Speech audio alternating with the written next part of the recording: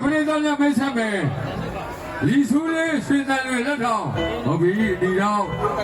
စောပြင်းတာအကညောအပြာတော့ဒီမဲ့နှုတ်ဆက်ဒီဝါနဲ့ပြောစကားသေးချာနားထောင်ကဲပထမကြည့်မယ်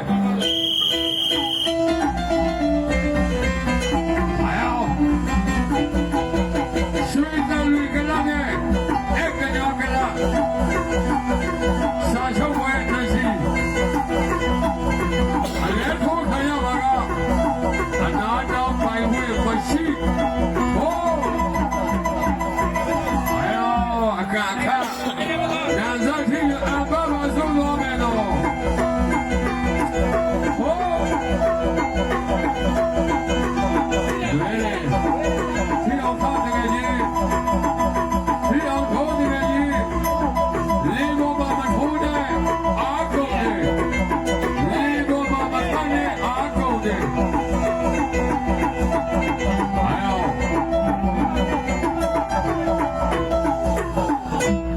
ခိကြပြီလူကြီး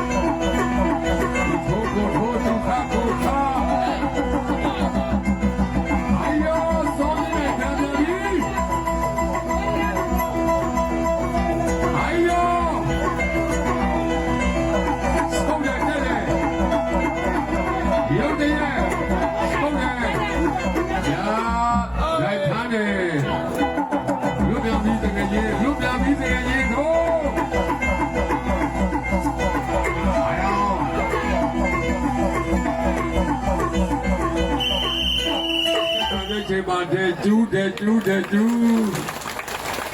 ဘူးတဲ့